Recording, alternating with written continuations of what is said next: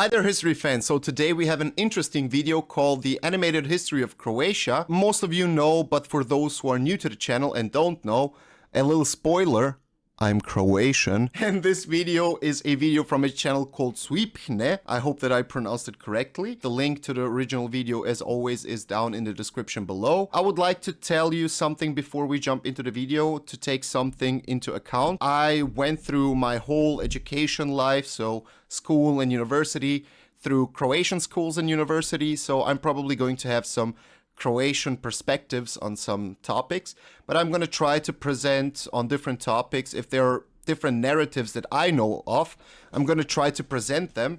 If you have something interesting to say, something interesting to share, especially if you're from a neighboring country, so Hungary, I don't know, Austria, Slovenia, Serbia, and so on. If you have some other takes on some parts, just let me know in the comment section below, because Croatia shares a lot of history with their, of course, neighboring countries. But yeah, let's jump into the video. And one thing also, this video was recommended by a patron member. The link to our patron is going to be in the description below. So yeah, let's go. The Samurai Limited Edition pin is available now. Hurry and order yours now before they run out, or get one for free by signing up at Patreon like all of these nice people. This episode is supported by CuriosityStream. Sign up today and get access to Nebula, a streaming platform for creators by creators. To study the Balkans is to study nation building.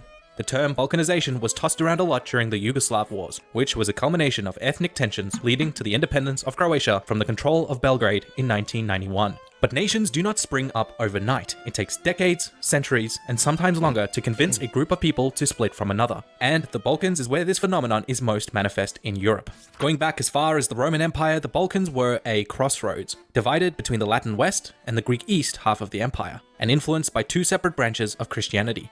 The roots of nationalism and ethnic romanticism could be determined by which side of this line you found yourself, even when the area was settled by Slavic migrants during the Great Migration period. Pushed by invading hordes of Avars and Bulgars, the Slavs entered Byzantine Dalmatia, along with the arrival of the Hungarians, who pushed the Illyrians east of the Carpathian Mountains in perhaps the coolest game of dominoes in human history. But I'm getting ahead of myself. So what, that was the intro. Nice.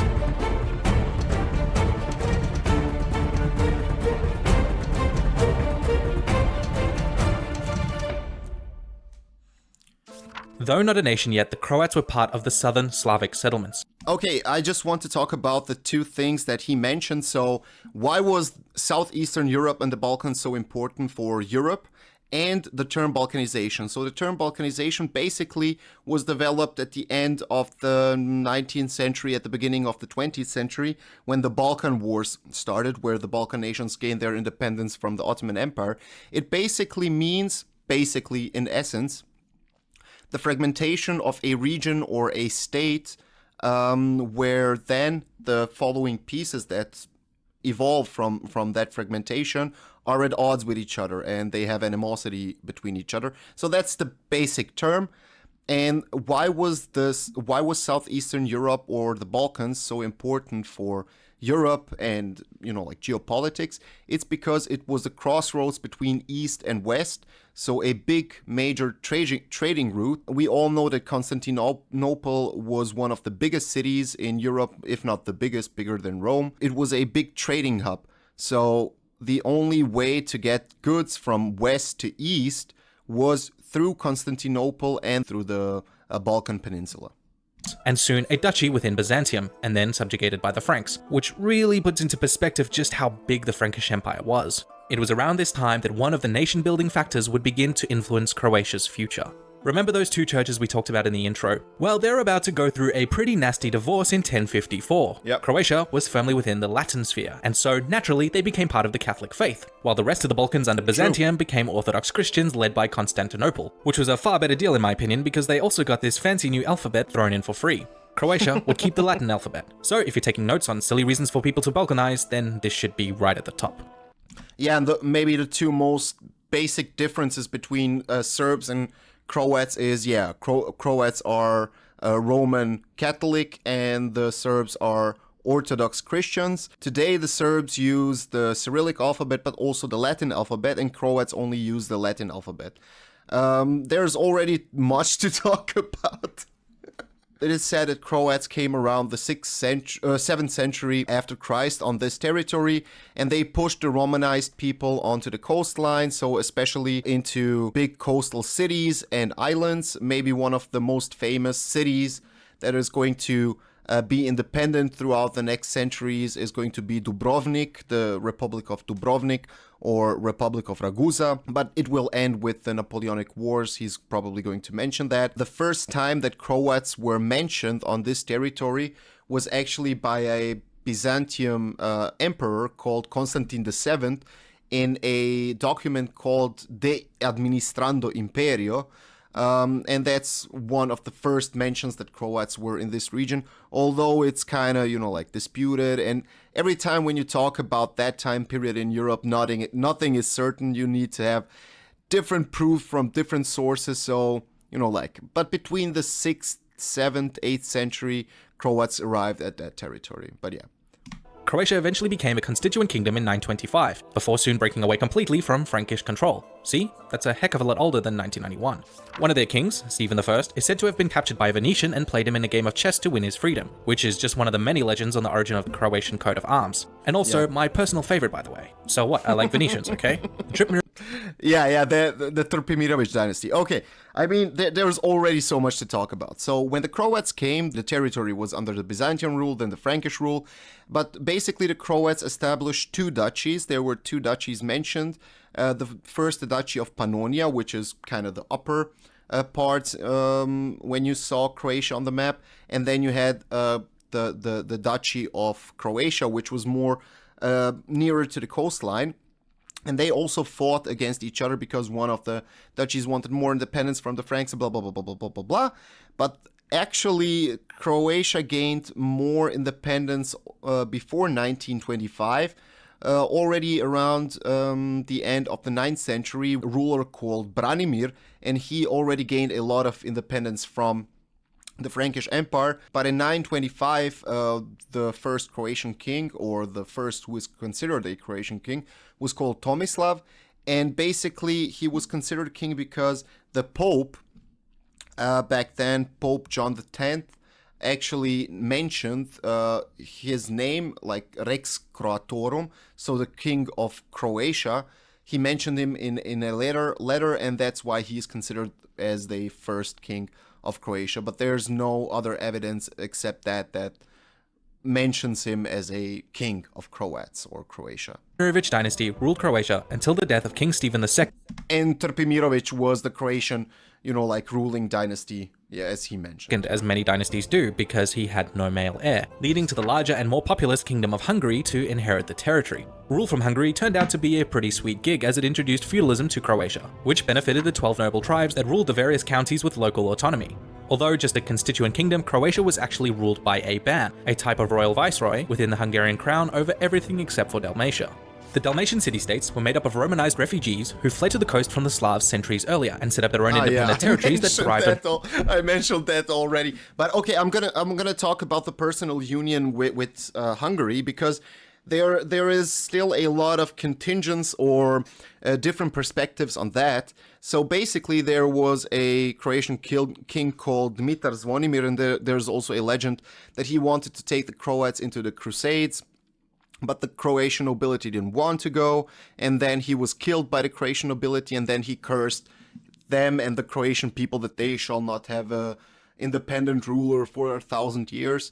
But that's a legend, and the last king or the last ruler before Croatia went into a personal union with Hungary was Stjepan II, Stephen I think is the English version, Stephen II.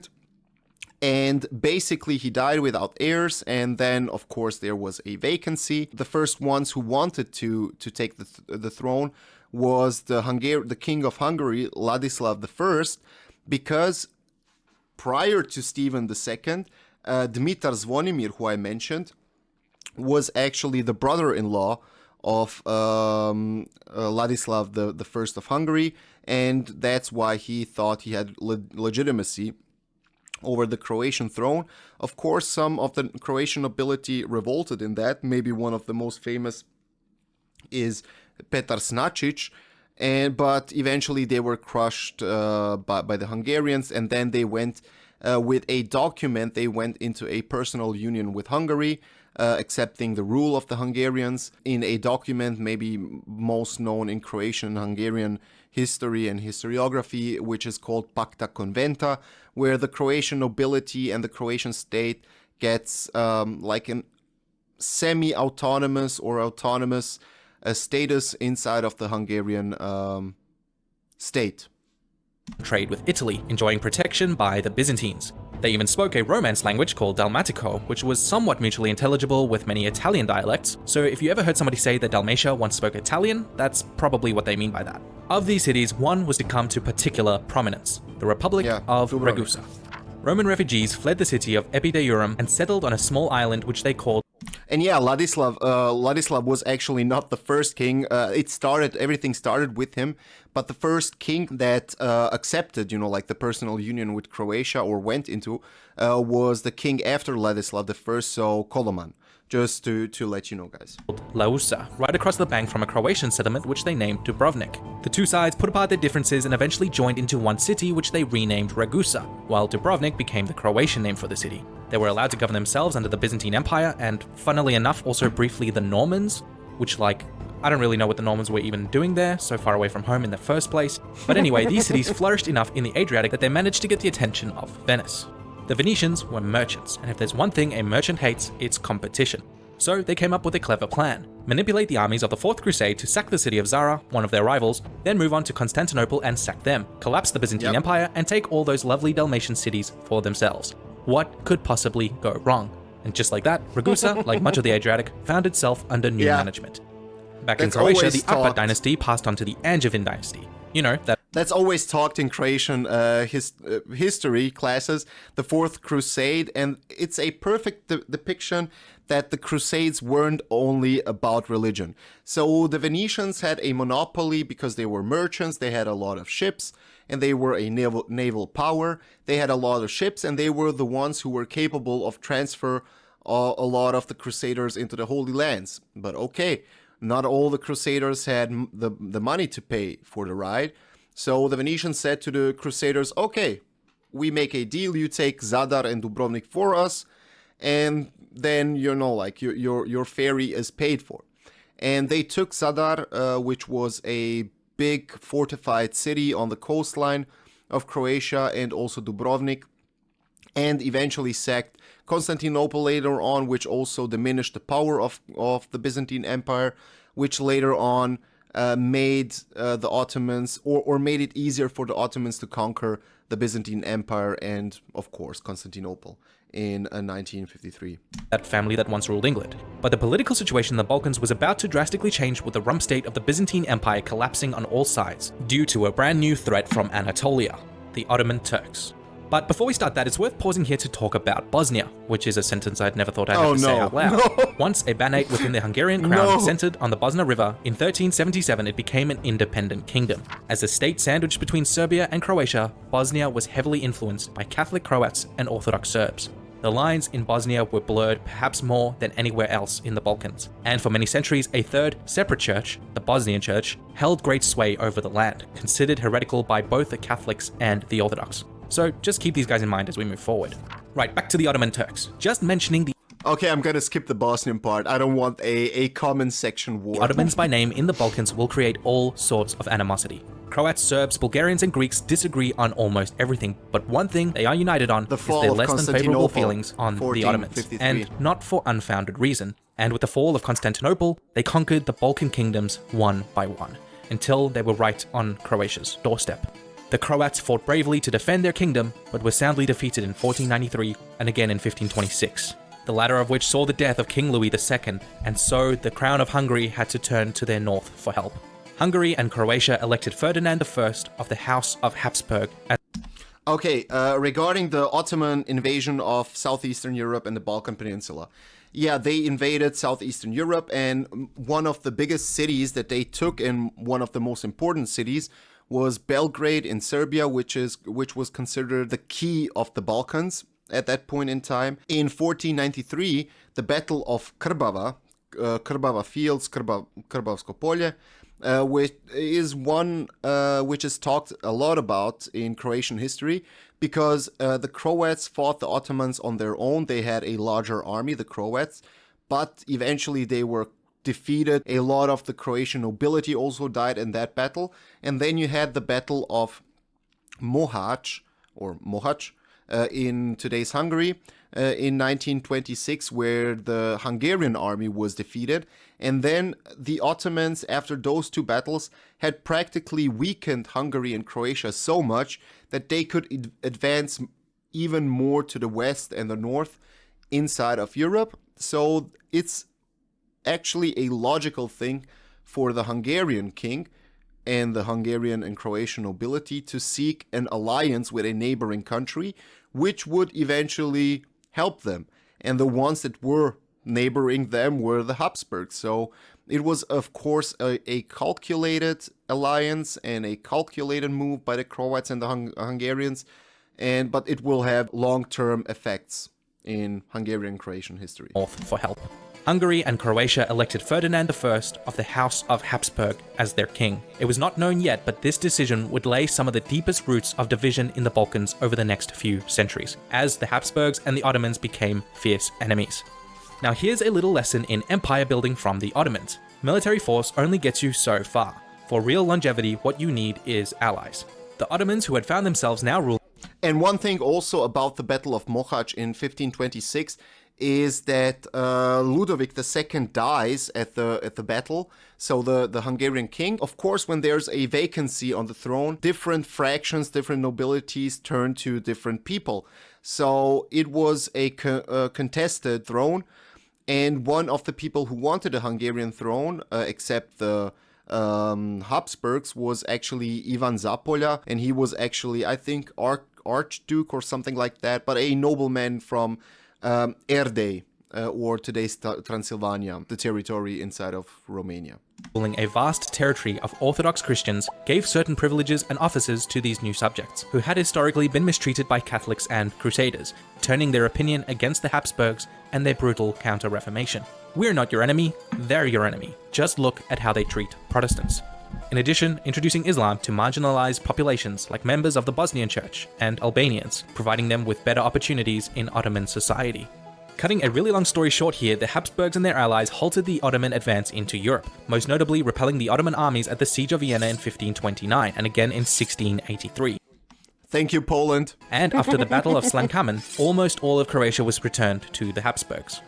Yeah, in that territory, and after as the you can Battle see, only some parts of western Croatia were still under the control of the Habsburgs. That territory of Croatia is considered reliquia reliquiorum, so the rest of the rest, and also some kind of a wall of Christianity or something like that. So this part, because it was the borderlines between, like the Islam and the Christians in Europe. Slankamen, almost all of Croatia was returned to the Habsburgs, and so began the gradual decline of the Ottomans and the rise of the Habsburgs in the Balkan region. Croatian lands were designated as the military frontier against Turkish incursions. But things weren't all bad for them. The age of the Habsburgs saw a brief revival in Croatian prosperity, thanks in part to being treated favorably by Maria Theresa, whom they had supported during the Austrian succession. Yeah, of course, the Battle of Slankamen and the Battle of Zenta in 1697 were important, maybe one of the most important and well-known general in Croatian history regarding that point in time is called Eugen Savojski. There was eventually a peace treaty in Sremski Karlovci in today's Serbia, where the Habsburgs gained that territory back, the bordering territory back from the Ottomans that they lost to. Crisis. The final piece of Croatia's Habsburg story would not come until the Napoleonic Wars, when Venice was defeated by the French, in which the Dalmatian coast was finally unified again with the rest of the country under the empire. Because, let's face it, you can't have Croatia without Dalmatia. And just like that, all of Croatia was under Habsburg rule. Okay, why were the Croats so favorable to the Habsburgs? Because when Maria Theresia was set up to take on the throne, the throne because her father didn't have a male offspring. A lot of European powers, especially Prussia, didn't want to accept a female on a throne, so they didn't want to legitimize, like Maria Theresia taking on the throne. But the Croats inside of the monarchy were actually the first ones to write and sign a document called the Pragmatic Sanction, which basically said, okay, we're okay with a female on the throne. So that's why Croatia was actually so, accepted by the Habsburgs and Maria Theresia at that point in time. Without Dalmatia. And just like that, And yeah, the Napoleonic Wars. So long story short, Napoleonic War starts, he takes Venice, he dissolves the Venetian Republic. Eventually, he, goes into war with the Habsburg monarchy. He defeats them. He takes on this land and makes a new province called the Illyrian provinces. Schools flourish, roads flourish, civil rights flourish, but they're under French control. They take also the city of Dubrovnik. They incorporate the city and the region of Dubrovnik into the Illyrian provinces. When the war ends, when the coalition forces defeat Napoleon, all the Illyrian provinces join the Habsburg monarchy. And as Dubrovnik was dissolved and incorporated into the region of Dalmatia and rejoined to the Habsburg monarchy, the Croatians had, the claim, hey, Dubrovnik is part of Dalmatia. That's why we have a right on that also. Because, let's face it, you can't have Croatia without Dalmatia. And just like that, all of Croatia was under Habsburg rule. And Habsburg rule was about to get messy. Nationalism was spreading through Europe like wildfire. People started thinking of themselves as nations. A common people, a common language with common history, you get the drill. Croatia was swept up in Croatian nationalism, and even more broadly, Pan-Slavic, or Yugoslav nationalism, as Slavic nations in the Ottoman Empire began revolts against the Turks. After the revolutions of 1848 and the disastrous Austro-Prussian War, the Habsburg Empire was transformed into a dual monarchy, elevating the Hungarian half as equal partners. But this failed to answer the Croatian question, as it only weakened their sovereignty, and tensions began rising. And when the Russo-Turkish Wars had resulted in many Slavic nations winning their independence from the Turks, Austrians added fuel to the fire by occupying and later annexing Bosnia. Yugoslav Okay, regarding Croatia inside of Austria-Hungary, the problem always when we talk about that part in history is that when the Austrians were more powerful inside of the monarchy, they started to Germanize all the lands. So to Germanize the people, to impose the German language and so on.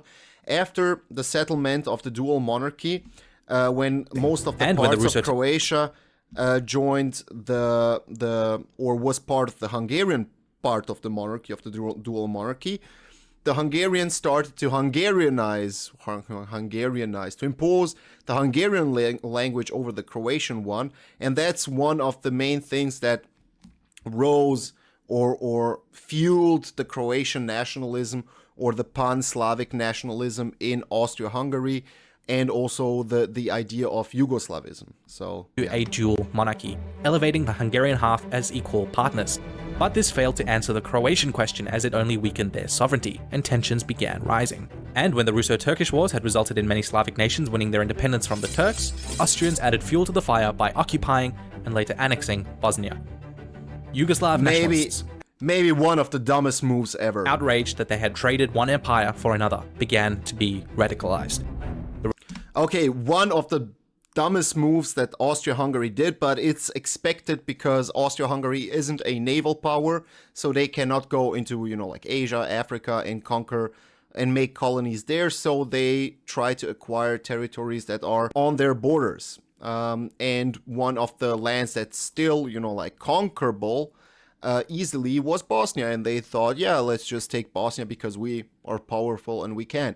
But the thing is, with annexing Bosnia, they just fueled the Yugoslav idea in the South Slavic world. They were driving Serbia as their enemy. And the thing is, not only South Slavs, so Croats, Bosniaks, and Serbs were against that, but also a lot of Austrians or German-speaking people inside of the Austro-Hungarian Empire were against that because they thought, that because so many Slavic groups are inside of the monarchy, that the monarchy is going to eventually Slavenize, and that, Austrian language is going to disappear and the Slavs are going to dominate eventually the monarchy and blah, blah, blah, blah, blah. The relatively weaker Balkan states had to look somewhere else for land for the time being, and so began the Balkan Wars. The Balkan Wars will definitely be covered in a separate video, but the main takeaway here is that no one, absolutely nobody, was happy with the outcome of the Balkan Wars. Not the Bulgarians, not the Greeks, certainly not the Turks and the Austrians, but especially the Bulgarians. Least of all, Yugoslav nationalists. It is not surprising then that a new war would soon erupt in this region. A young terrorist Yugoslav group called Young Bosnia, supported by the Serbian secret society, the Black Hand, would assassinate Austrian Archduke Franz Ferdinand in Sarajevo in 1914. Gavrilo Princip. The First World War had begun. That ultranationalism was only going to grow in Croatia during the war. They saw the writing on the wall when Austria-Hungary began to collapse in 1918. With the war drawing to a close, the state of Slovenes, Croats, and Serbs declared their independence from...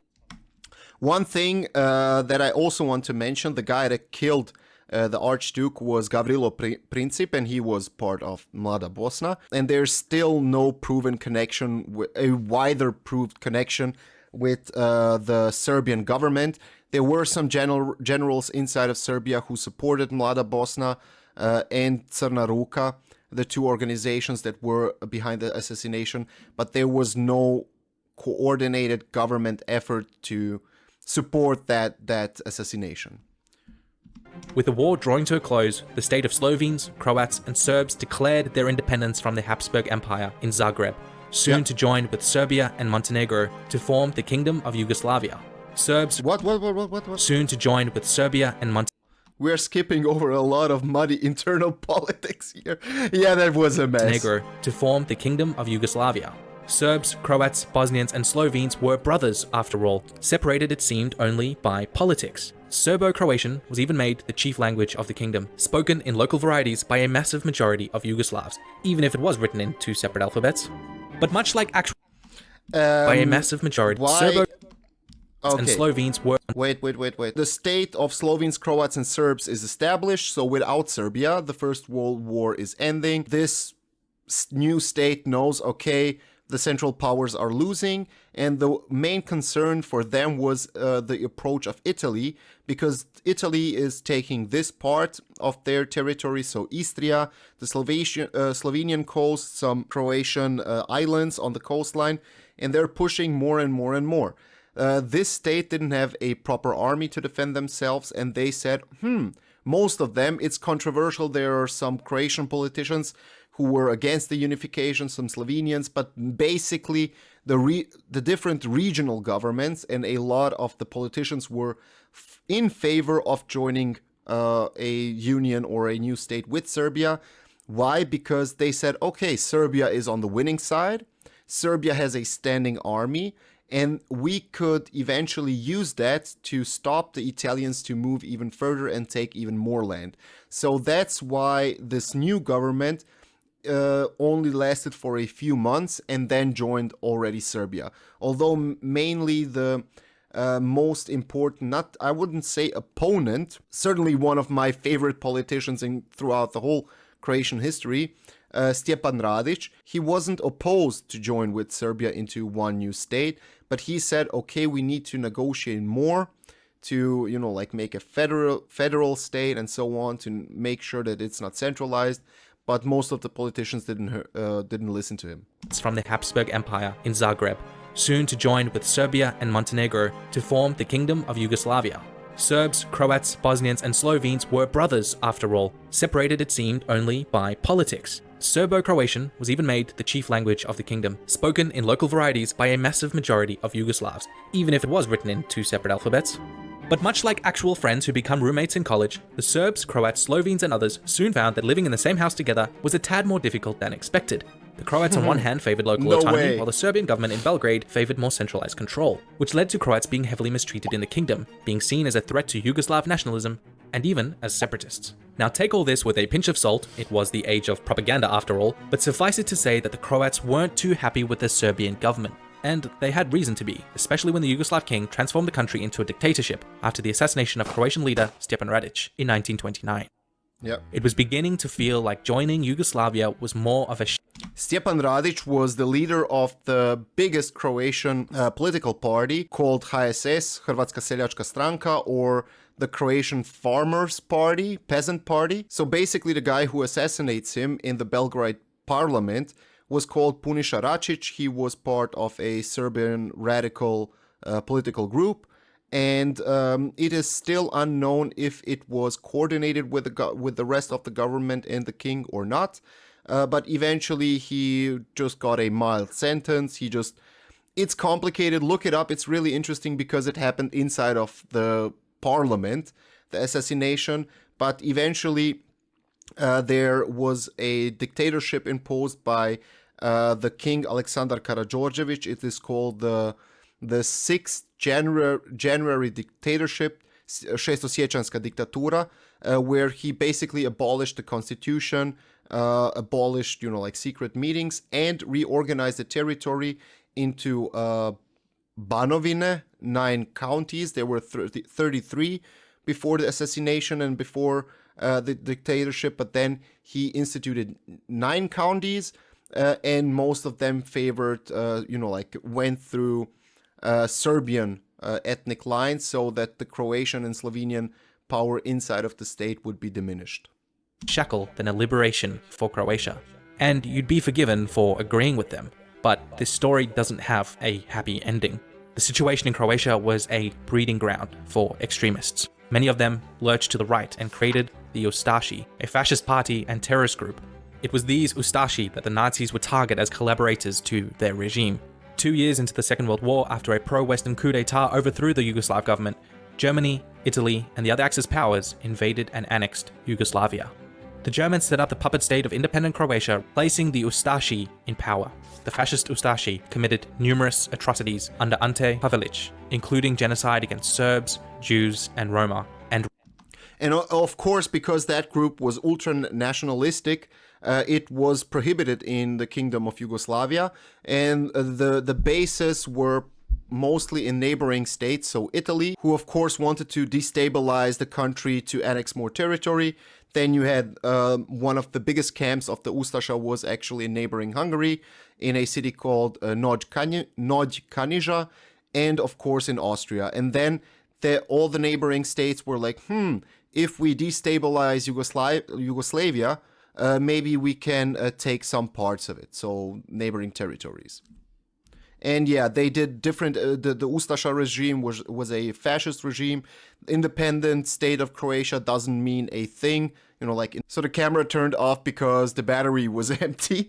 So as I said, just a quick recap on this camp. I'm gonna put a link to the video somewhere up here so you can click it and watch it. But basically there were 2 resistance groups at the beginning of the Second World War in the Yugoslav territory. One was the Chetniks and the second was the Communist Yugoslav Party, so the Partisans. The Chetniks wanted to reinstate the state that was prior to the Second World War, so they were kind of royalists. But eventually the Chetniks would lose their political support from the Allies because they started to more and more align with the Germans and the Italians against the Yugoslav Communist Party.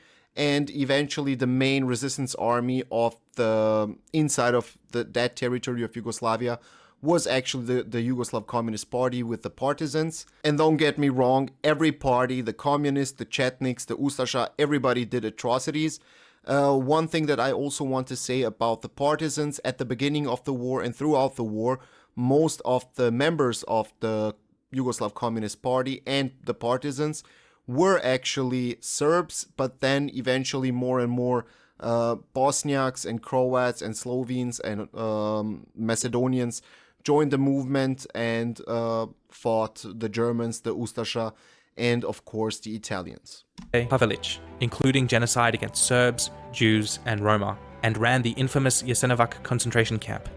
Many resistant groups were created in opposition to the Axis, but the most successful by far was the Yugoslav Partisans, a socialist and Yugoslav nationalist volunteer force led by one Josip Broz Tito.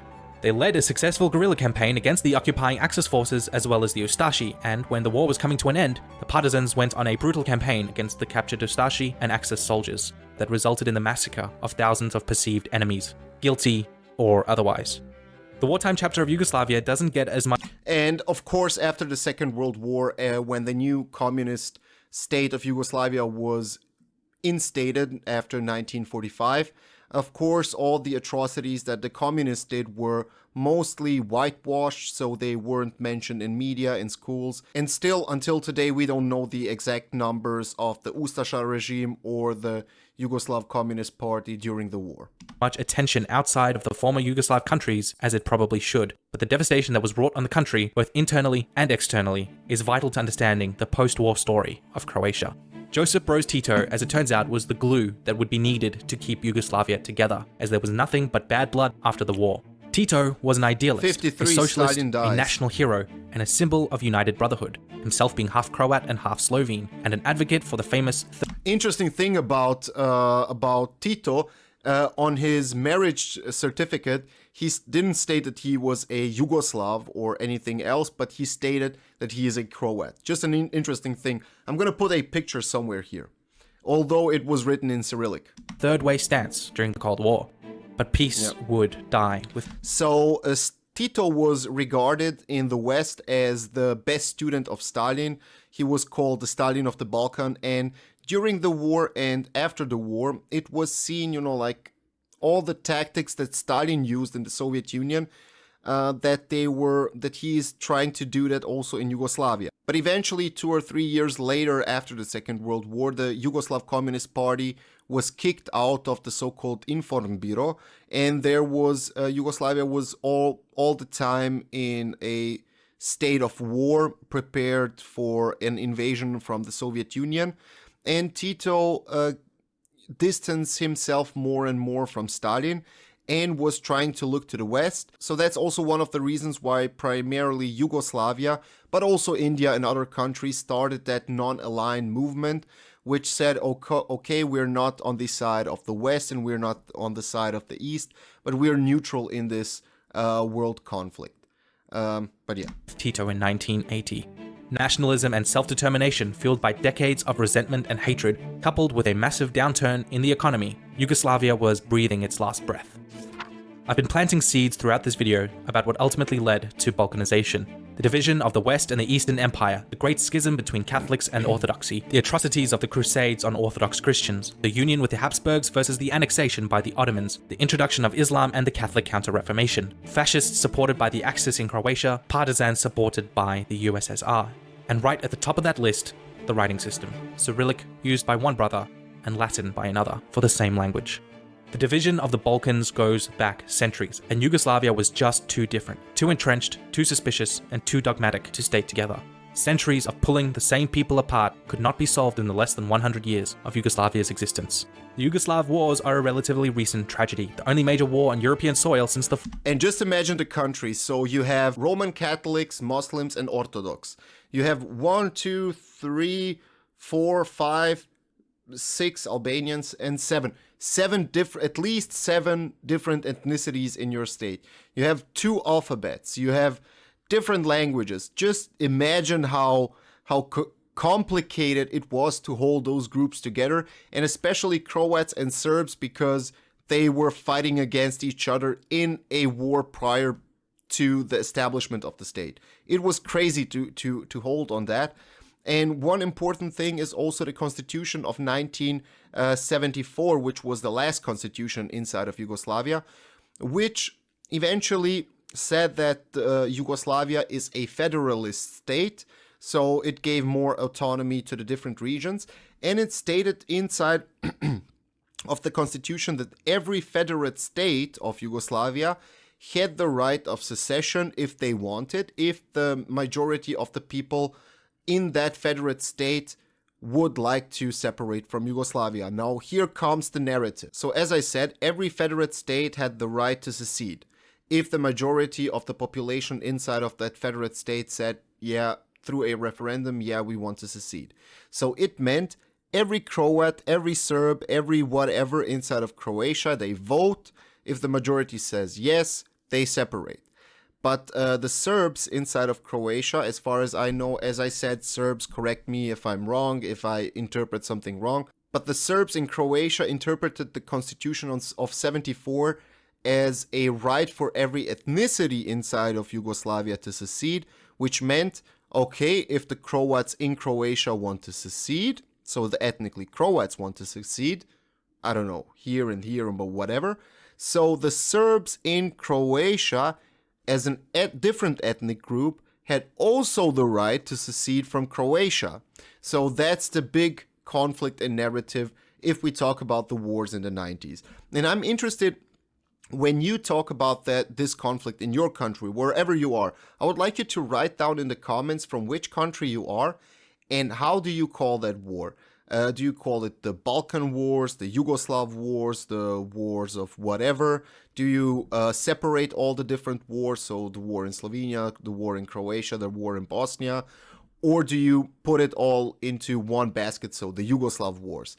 Because in Croatia, for the war in Croatia, it's called the Domovinski Rat, or the Homeland War, which was taken from the history of the invasion of Germans in the Soviet Union. The Soviet Union also called that war the Homeland War, to emphasize that not only the local Serbs rebelled against the Croatian government, but that also the support of the Yugoslav National Army from Serbia and Bosnia and Croatia also helped the rebels, or the Serbs that rebelled against the Croatian government.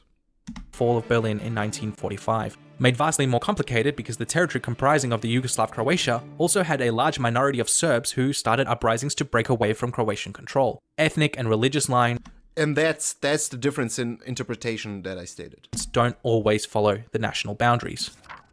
When writing this, I didn't really know how to conclude this video other than to just take a moment and reflect on that fact. Croatia and its people have won their independence, and you'd be hard-pressed to argue that that's a bad thing. But the road there came with oppression, war, dominance by foreign powers of every variety, and stained with untold blood. The interesting philosophical debate on how these things could have been different. If Rome hadn't divided, if the churches hadn't split, if the Ottomans had won at the siege of Vienna. These are all interesting things for me to wonder, and it is in that vein that I'd like to share something with you. One of the most amazing series I've had the pleasure of finding, The Butterfly Effect, a historical animated series, with absolutely breathtaking art and editing covering a vast array of historical scenarios. Like Rome versus the Barbarians, which uncovers the key crossroads and decisions that changed the face of the Balkans forever.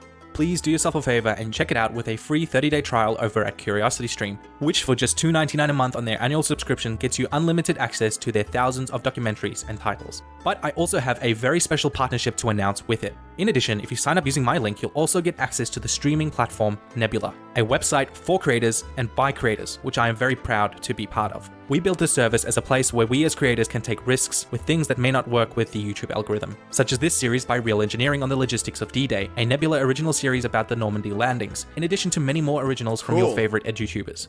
This is a great way to support me and other history creators, like Feature History, Kagito, History Buffs, and so many more, with a bundle deal with CuriosityStream.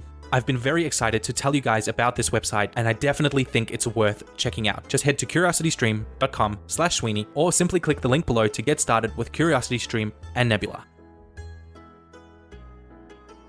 Thank you for watching, everyone. I'm actually part Croatian on my grandfather's side, so this video was very personally enriching experience for me, and I hope you guys enjoyed it as well. Don't forget to get your pin if you'd like one. There's only a limited amount, so when they're gone, they're gone. Alright everyone, until next time.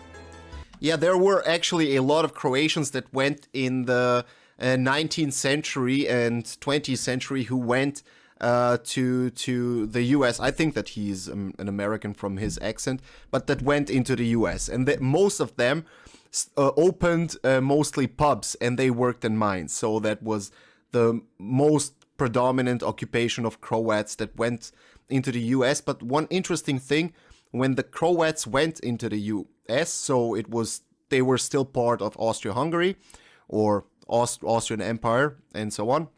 So when they went there, when they embarked on the coastline of the US, and they were asked always, like you need to state your name, your nationality, and so on. Most of the people that wrote that, they wrote in that they weren't Croatian but Austrians. That's an interesting thing. And also one interesting thing about the Republic of Dubrovnik, it was actually the first European state to abolish slavery, I think in the 15th century, if I'm correct. And there's also kind of a legend or unproven thing for our US viewers, is that it's still debated. It's not 100% proven but that the Dubrovnik Republic was actually the first country to recognize the US after they seceded from the British Empire or the War of Independence in the US. Okay, hope that you enjoyed it. Great video. Check out their channel for other videos. And as I noticed, they go through the history of every country in their videos. So Mongolia, Croatia, and every other country. Okay, hope that you enjoyed it. Hope that you learned something new. I definitely did, and I always enjoy to see different perspectives on Croatia, Croatian history, and especially how Americans or non-Europeans presented. And yeah, until the next time, see ya.